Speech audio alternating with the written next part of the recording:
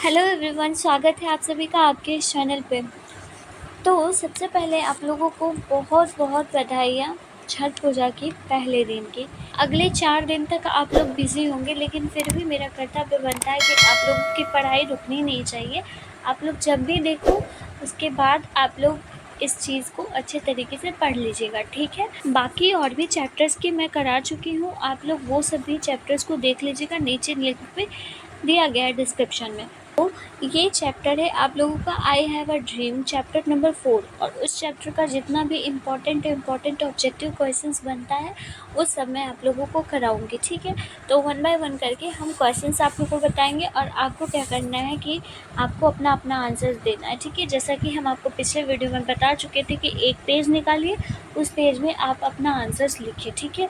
तो पहला क्वेश्चन है, and as we work we make the place that we sell. अब देखिए यहाँ पर बी कौन है। सबसे पहला सवाल ये है कि यहाँ पर बी कौन है।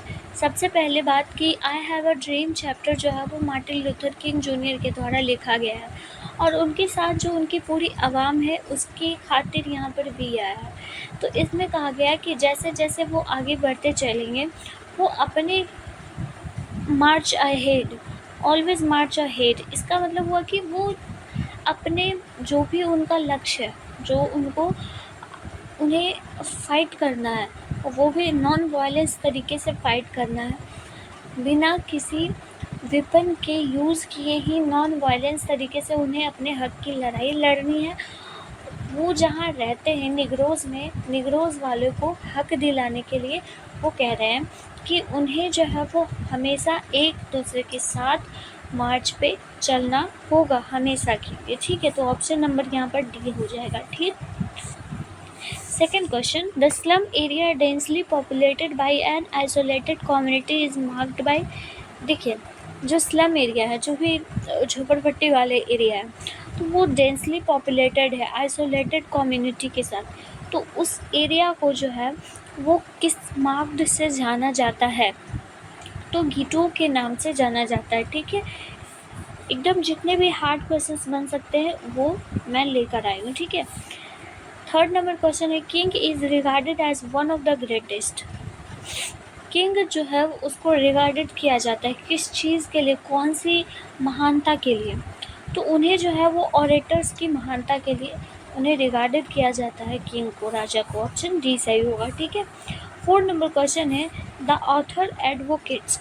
ऑथर जो है, ऑथर कौन है, मार्टिन लूथर किंग जूनियर है। वो नॉन वायलेंट स्ट्रगल को ही ज़्यादा महत्व देते हैं और वो जो है वो गांधी जी की पथ पर चलना पसंद करते हैं, इसीलिए नॉन वायलेंट तरीके से अपने हक की लड़ाई लड़ना चाहते हैं। ऑप्शन ए सही होगा, ठीक है। 5 नंबर क्वेश्चन है, Martin Luther King Junior was born. Martin Luther King junior जो है वो 1929 में उनका जन्म हुआ है, ठीक है। तो ऑप्शन नंबर बी सही होगा, ओके। 6 नंबर क्वेश्चन है, Martin Luther King Junior was assassinated on April 4, यानी कि 4 अप्रैल को वो जो प्रोक्लेमिनेशन साइन हुआ था वो उसके बारे में बोला गया है, ठीक है। 7 नंबर क्वेश्चन है, किंग वाज ऐसे। अब देखिए एक तो वहाँ पर पूछा गया कि 4 अप्रैल को हुआ था, अब यहाँ पर ईयर पूछ दिया गया है, तो किस ईयर में हुआ था, तो 1968 में हुआ था। 4 अप्रैल 1968 में वो प्रोक्लेमिनेशन साइन हुआ था जिसमें कि निग्रोज के हक के लिए वो साइन किया गया था, ठीक है। तो यहाँ ऑप्शन ए सही होगा। 8 नंबर क्वेश्चन है, I have a dream is a speech delivered by king junior, जो कि मार्टिन लूथर किंग जूनियर के द्वारा डिलीवर्ड किया गया है। बट ये कब डिलीवर्ड किया गया है वो यहाँ पर पूछा गया है, तो 28 अगस्त 1963 में डिलीवर्ड किया गया था, ठीक है। नेक्स्ट क्वेश्चन है 9 number, America gave the Negro people. America जो है वो निग्रोज को क्या देता है, तो अमेरिका जो है वो निग्रो को एक बैड चेक देता है, किस चीज़ के रूप में, प्रोक्लेमेशन जो साइन हुआ है, जो निग्रोज की हक के लिए साइन हुआ है, वो जो साइन था वो फर्जी हुआ, वो एक्चुअल में वर्क नहीं किया, तो यहाँ पे बैड चेक होगा, ठीक है। तो ऑप्शन बी सही होगा, ओके। और 10 नंबर क्वेश्चन है, by the sign of the emancipation proclamation the hope of the Negroes people population. देखिए जो भी इमेंसिफिकेशन प्रोक्लेमेशन जो साइन हुआ था उससे निग्रोज को क्या होप मिली थी पॉपुलेशंस के लिए। तो निग्रोज को ऐसा लगा था कि उनकी जो है वो डिमांडें फुलफिल हो जाएंगी, वो उन्हें सब चीज़ मिल जाएगा, लेकिन अब तक वो रिमेन्ड अनफुलफिल्ड है, या फिर कहूँ तो वो अभी तक उसी कोने में पड़े हुए हैं, अमेरिका की एक कोने में। ठीक है, अभी तक उन्हें कोई भी इमेंसिफिकेशन प्रोक्लेमेशन के अगेंस्ट मतलब कि उसके खातिर जो भी उसमें लिखा हुआ था उनको फुलफिल नहीं हुआ। तो ऑप्शन सी सही हो जाएगा। ठीक है, 11 है to overlook the negroes would be, to overlook the negroes would be fatal, अभी वो उदास है, एक कोने में पड़े हुए हैं। 12 नंबर क्वेश्चन है the negro made the place that they will always march ahead, option A सही होगा। ठीक है, 10 क्वेश्चन है how many times king repeat that we can not be satisfied, ये जैसे आप चैप्टर पढ़ोगे तो उस चैप्टर में वी कैन नॉट सेटिस्फाइड कितनी बार लिखा गया है, लिखा नहीं गया एक्चुअली में, कितनी बार किंग जूनियर ने बोला है, ये यहाँ पर सवाल पूछा गया है। तो ये इम्पोर्टेंट हो जाता है कि वो उन्होंने 5 बार बोला था, 5 टाइम्स उन्होंने ये बातें बोला था। ठीक है, तो ऑप्शन सी सही होगा। 14 नंबर क्वेश्चन है द वर्ड मोमेंटस, देखिए चैप्टर में मोमेंटस पूछा गया है, मोमेंटस एक वर्ड आया है, तो मोमेंटस का मतलब क्या होता है? मोमेंटस का मतलब होता है कि बहुत ही ज़्यादा इम्पॉर्टेंट, बहुत ज़्यादा महत्वपूर्ण। ठीक है, वेरी इंपॉर्टेंट, ऑप्शन सी हो जाएगा सही। ठीक है, 15 नंबर क्वेश्चन पे क्या है they had dream that day one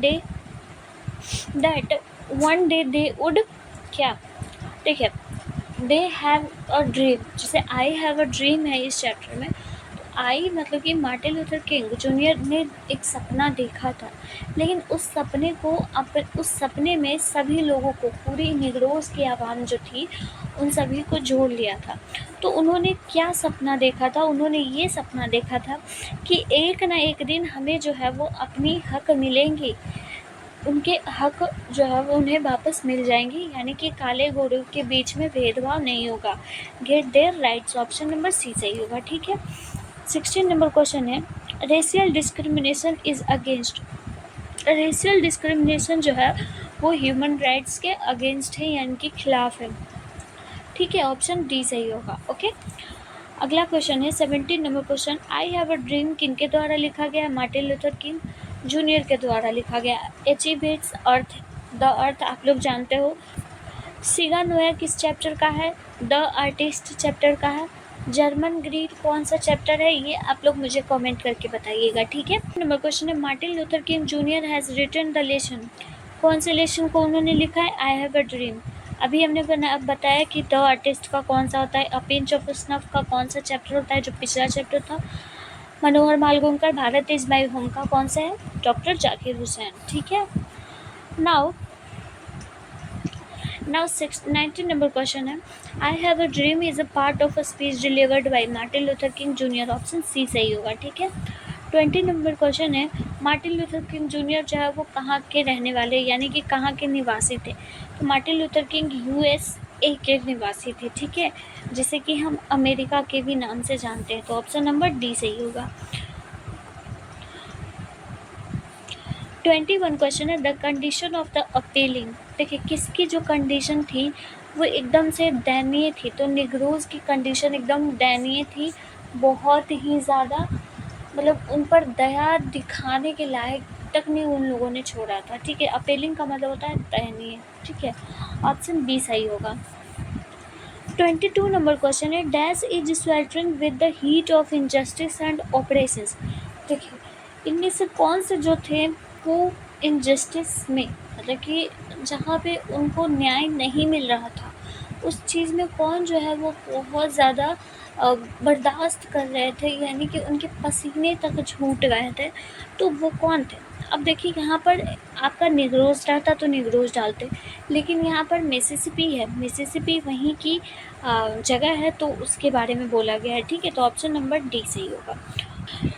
23 number question है dash was a great orator, इनमें से कौन सा जो है वो बहुत ज़्यादा अच्छा वक्ता है? तो मार्टिन लूथर किंग जूनियर जो है वो बहुत अच्छे वक्ताकार भी हैं। ठीक है, यानी कि ऑरेटर है, ऑप्शन नंबर सी सही होगा। ठीक है, 23 24 नंबर क्वेश्चन है, Martin Luther King Junior was Martin Luther King junior जो थे वो कहाँ से थे? अब इसे मैं बता सकती हूँ कि निग्रोज से भी थे। आपका यहाँ पे अमेरिका यूएसए नहीं है तो निग्रोज ऑब्वियसली होगा, ठीक है, ऑप्शन ए सही होगा, ठीक है। 25 नंबर क्वेश्चन है, Nobel prize for peace was given to Martin Luther King junior in. Martin Luther King junior को नोबेल प्राइज़ मिला था, पर मिला कब था ये बताना है। तो 1963 में उन्होंने स्पीच दी थी, ये याद है, स्पीच उन्होंने दिया था, ठीक है, लिंकन मेमोरियल हॉल में। ओके, आपको ये भी क्वेश्चन रहेगा। और 1964 में उन्हें नोबेल प्राइज़ मिला था, ठीक है, 1964 में उन्हें नोबेल प्राइज़ मिला था, वो भी शांति के लिए, ठीक है, फॉर पीस। ओके, याद रहना चाहिए। 26 नंबर क्वेश्चन है, negroes are the former of America. Negroes जो थे वो अमेरिका के क्या थे, एक्चुअली में वो थे क्या? तो निग्रोज जो थे वो उन्हें गुलाम बना कर रख रहे थे, मतलब निग्रोज को अमेरिका वाले जो थे वो एक तरह से गुलाम बना के रख रहे थे। वो जैसा कहते थे उन्हें वैसा ही करना पड़ता था, यानी कि काला गोरा का भेदभाव, जैसे रेशियल डिस्क्रिमिनेशन होता है ना, नस्ल के आधार पर, रंग रूप के आधार पर देखना, किसी के बारे में सोचना, उसके जैसा सलूट करना, समझ रहे हो ना। 27 नंबर क्वेश्चन क्या है, dash is a desert state of the USA. अब देखना, आप लोग जब चैप्टर पढ़ोगे तो उसमें बहुत सारी जगहों का यूज़ हुआ है, ठीक है, जैसे कि अलबामा का भी यूज हुआ है, मिसिसिपी का हुआ है, जॉर्जिया का हुआ है, तो ये सब जो है वो अमेरिका का जगह है। तो डेजर्ट स्टेट कौन सा है यूएसए में, ये पूछा गया है, ठीक है। तो डेजर्ट स्टेट मिसिसिपी है, ठीक है, मिसिसिपी जो है वो डेजर्ट स्टेट है। ओके, 28 नंबर क्वेश्चन है, Martin Luther King junior had कितने, उनके बच्चे कितने थे, एक्चुअली वो चिल्ड्रन उनके कितने थे, तो वो अपने चिल्ड्रन के बारे में भी इस चैप्टर में बताते हैं, ठीक है। तो उनके 4 बच्चे थे, ऑप्शन नंबर डी सही हो जाएगा, ठीक है। 29 नंबर क्वेश्चन है, dash advocate non violent Martin Luther King junior, repeated question है। 30 नंबर क्वेश्चन है, Martin Luther King junior love the white where, कहाँ के वाइट्स को वो प्यार भी करते थे, ऐसा नहीं कि वो उनके अगेंस्ट जाकर अगर निग्रोज के लिए हक मांग रहे थे तो वो अमेरिका में जो भी वाइट लोग हैं उनसे नफ़रत करते थे, नहीं, वो उनसे प्यार ही करते थे, उनसे जेलसी या नफ़रत ये ऐसा कुछ नहीं था उनके मन में, ठीक है। तो यहाँ पर अमेरिका होगा, ठीक है, अमेरिका होगा या फिर यूएसए होगा, जो रहेगा आप वहाँ पे टिक लगाओगे, ठीक। 31 question, Martin Luther King Junior was, Martin Luther King junior एक सिविल राइट एक्टिविस्ट भी थे, ठीक है, ऑप्शन बी सही होगा, ठीक है। 32 नंबर क्वेश्चन है, मार्टिन लूथर किंग जूनियर ने वाशिंगटन डीसी में कब स्पीच दिया था, अगस्त में, कितने अगस्त को उन्होंने अपना स्पीच दिया था? तो उन्होंने अपना स्पीच दिया था 28 अगस्त 1963 में, ठीक है, ऑप्शन बी सही हो जाएगा।